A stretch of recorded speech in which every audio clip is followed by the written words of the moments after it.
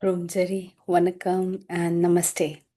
Today I'm going to talk about the 12 houses which is there in every one of our chart in our own horoscope.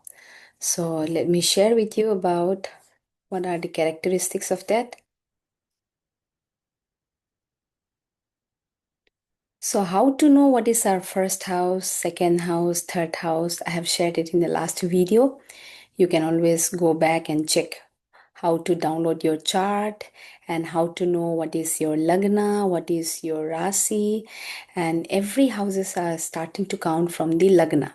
So you need to identify what is your lagna and in which sign the lagna is.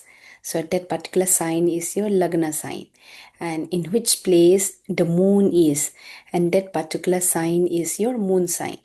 So which is your Rashi. So now today we are going to discuss about the 12 houses which is there in every one of our chart. So to start with 12 houses, it is named as first, second, third, fourth up to 12th. So each and every houses we will try to understand what does it mean. So what exactly is this first house? If you see it here, the first house is about. So you can see it here that I hope you can see my screen. So the first house is about yourself and identity, your outer vibe, the looks, personality, and natural temperament one carries. The vitality and health is also understood from the first house, your energy flow, your overall health, as well as the life force. And the weakness, where struggles may show up, low confidence, or health issues, can also be understood from the first house. And sometimes it gives you the direction of how you face your life, your core nature. That is why lagna is very important, because the first house is always your lagna rasi. So that signifies how you face your life, your core nature, and the way you take initiative. And that is why the lagna of a person influences a lot in one's way of creating their own identity, their own self, and the way how they take their life. So if you see about the second house is all about wealth and finances, accumulated wealth, earning power, savings, and resource management, as well as the speech and communication. What you communicate, the tone, the style, the clarity, and the truth can show your eloquence and harshness also, based on what is placed and in which rasi your second house is, in which sign the second house is, and what all planets are there, can even indicate whether this person is good in speaking well, or whether whatever this person speaks hurts others easily. So that can be understood from here. And the next one is your food and habits, how you eat and what is your habit, eating patterns, the preferences of what you want to eat, the nourishment and indulgence, as well as the discipline. So that is what we can see it from the second house. The third house, if you see it about the third house, we'll see about the third house. And the third house is about the communication skills, how you communicate, your everyday interactions, the conversation style, the social chit chat, how you talk with others, and your mental process about your thinking patterns, the learning, inquisitiveness, the curiosity, reasoning, as well as a logical reasoning also. And the connections with your siblings, your peers, your neighbors, people you exchange ideas with regularly. So that is also indicated by the third house. And also third house also indicates the short traveling, local traveling, as well as a networking, both physical as well as a mental networking. So this is indicated in the third house. If you see about the fourth house is about the like a house where you can understand about your mother and nurturing influence, and also indicates about the home, the family environment, the domestic environment, that can be understood from the fourth house placement, and the ancestral roots and heritage. Even this can indicate whether you will have an ancestral property inheritance or not, whether you will have a, whether your mother will have a good health or not, how, what kind of a relationship you have with your mother, that can be understood from the fourth house. And emotional foundation and inner security is also understood from the fourth house. and also about the education and the capacity to absorb knowledge from early learning to higher studies, that is understood in the fourth house. So if you see about the fifth house is, you can see that fifth house is about the past life merits. We call it as a Purva Punya Bhava, means your past life karma. And in Vedic astrology, the fifth house is called the house of past life merits. It shows whether you have brought with the good karma or whether you have brought with the bad karma, which requires for you to undergo so many experiences and learnings. It shows whether you have come with the blessings, like if you see, like if you put the money in the bank, you will have a savings, right? So whether you have put savings in your past life or not, that can be understood from your fifth house, based on what kind of a placement, which lot is seeing drishti, and which lot is being placed, and in which sign it is there, that all will influence. It shows the blessings, talents, good fortune earned through previous lifetimes. And it also expresses about the creativity as well as a self-expression, the house of artistic talents, hobbies, and how you express your individuality, and also about the romance and love affairs. Governs romantic relationships, casual love, dating, and the joy of affection can be understood from the fifth house. And one more key is about the children and parenthood. So it represents about the children, whether the person will have a child or not, the fertility matters, and the bond between the parent and the child. And the next one, it also indicates about the pleasure and the entertainment, all forms of joy, games, fun, parties, sports, and leisure activities.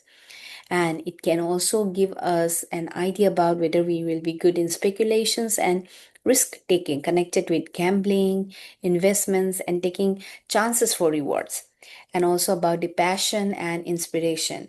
So it's where you can find excitement and what ignites your inner spark, that will be understood by from the fifth house. So the next one, if you see it, we'll see about the sixth house.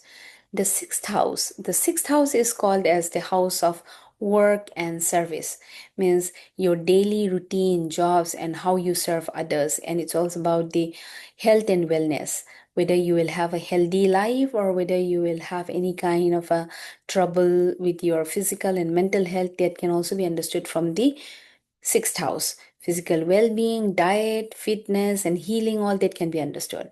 Next is obstacles and challenges, whether a person will face more challenges or it will be lesser struggles, delays, and difficulties, that can be understood from the sixth house. And the colleagues and subordinates relationship, like workplace dynamics, teamwork, and support staff, that can also be understood from the sixth house, your work environment. And the next one is your debts and responsibilities, whether you may have a responsible life, or whether you are tend to be born without with a debt free, that can also be understood from the sixth house. So loans, obligations, karmic duties, and sometimes litigations, all that will be foreseen from the sixth house. Next is enemies and conflicts, open rivals, competition, and the ability to overcome them, that can be understood from the sixth house. Based on the placement, you will get to know that whether you will have a, enemies or not. Also, you can understand from the sixth house. So the next one, we'll see about the seventh house. Seventh house is about the marriage and partnerships. Normally, we'll see what planets are there in seventh house, what planets are having a drishti in the seventh house. We'll understand about a drishti also in the future videos. So, governs spouse, long-term relationships, and life partners, that can be understood from the seventh house. Business partnership, so the partnership not just with the spouse, as also with the business partners, that can also be understood from the seventh house. Alliances, contracts, and professional collaborations. Balance and agreements, how you relate, compromise, and create harmony with others, can also be understood from the seventh house. Next one is public relations, how you interact with society and attract people in your life, that also can be understood from the seventh house. So if you see about the eighth house is about the house of transformation and rebirth. Okay, it's about the sudden change. So it deals with major life changes, endings, and personal evolution. And it is also dealing with the shared resources and inheritance, whether you will have a inheritance or not, whether you will be having that luck to get that inherited property or not. That can be understood from the eighth house. Finances through spouse, especially eighth house, we'll see about the in-laws. So if the in-laws are very well to do, then definitely you will get an inheritance or finances through spouse. And taxes and joint assets, mystery and occult sciences, it indicates about whether this person will be good in studying about the occult sciences. That can be understood from the eighth house. Interest in hidden knowledge, occult studies, and spiritual mysteries. Learning astrology is also about the occult sciences. Intense experiences, crises, shocks, and events that push personal growth, that can be understood from the eighth house.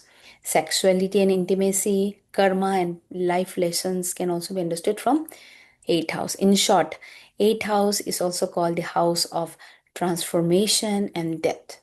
It is about the house of sudden changes. The next one is, we'll see about the ninth house.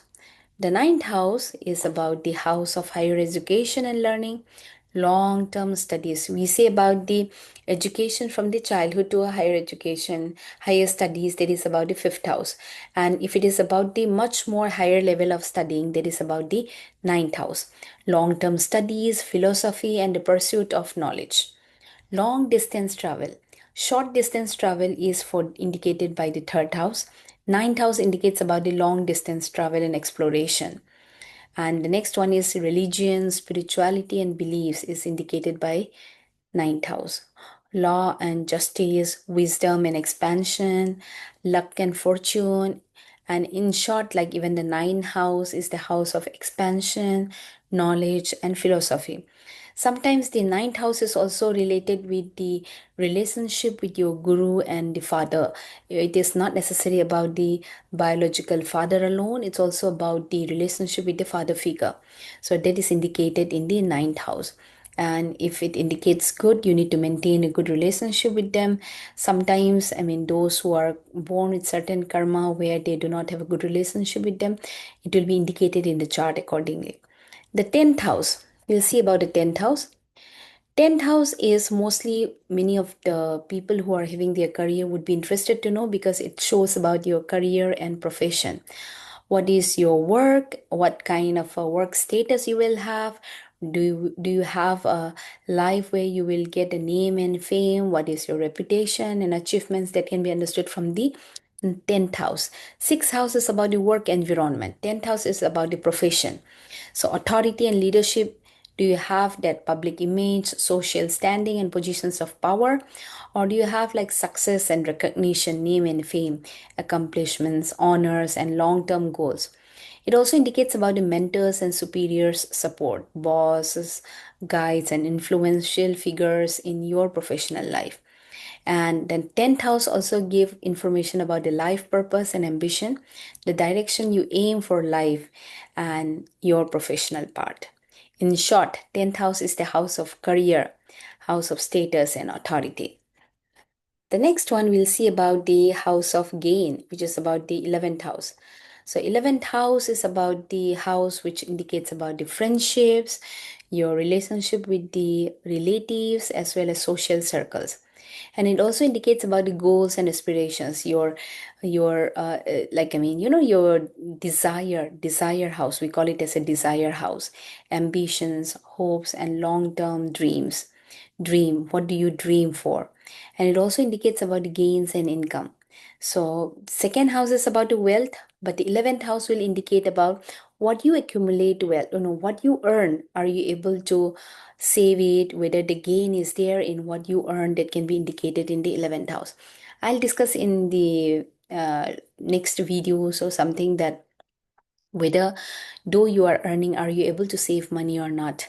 If you are not able to save, then what you need to do, and what kind of people will not be able to save for what they earn, that also I will tell you in the subsequent next other videos. Next one is networking and support, allies, mentors, and influential connections who help you succeed. Social environment, that is also indicated by the 11th house. 11th house is the house of friendships, gains, and aspirations. So this is what about your 11th house is. And the next house is about the 12th house. If you see about the 12th house is about the house of spirituality and liberation.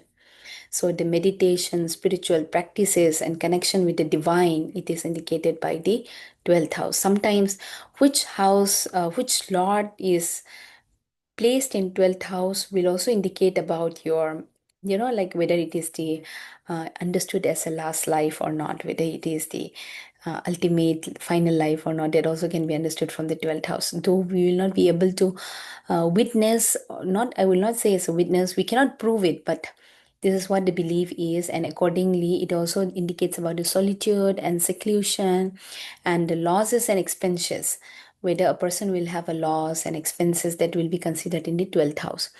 And it also includes about the secrets and hidden matters, hidden enemies.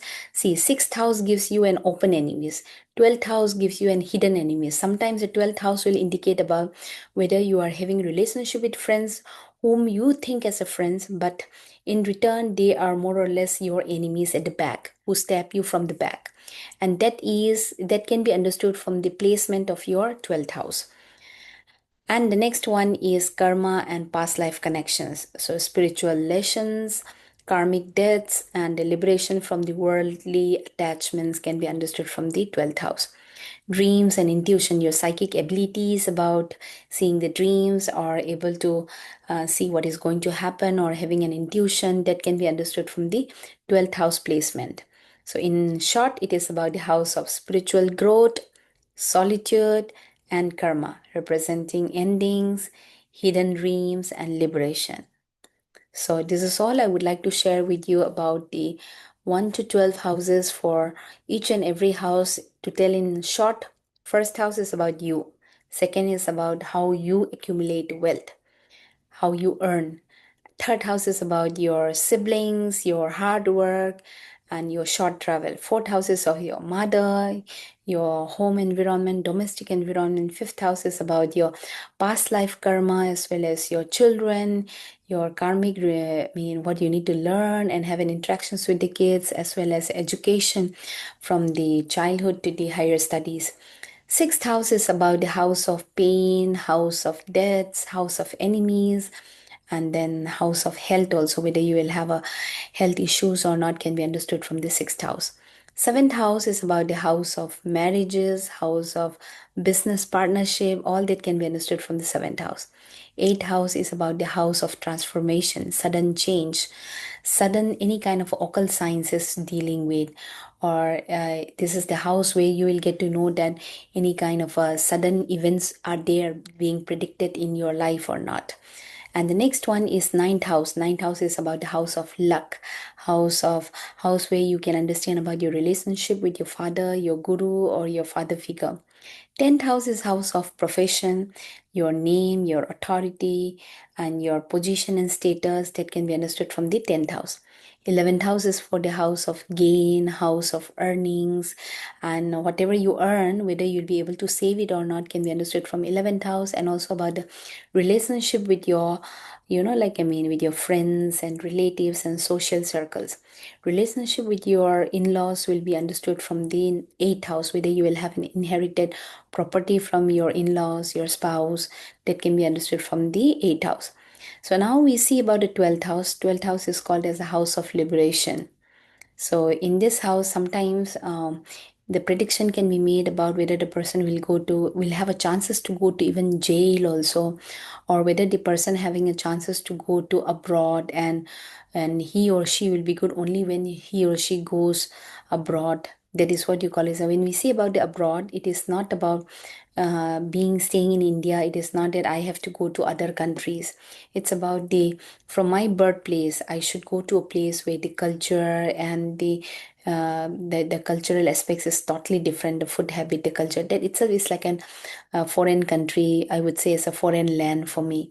So that is how we have to understood from the 12th house placement also, whether a person is destined to be flourishing by being in a foreign land or not. I hope you might have understood all this. If you've understood it, Please do like and subscribe the video, and thank you so much. See you in the next video. Thank you.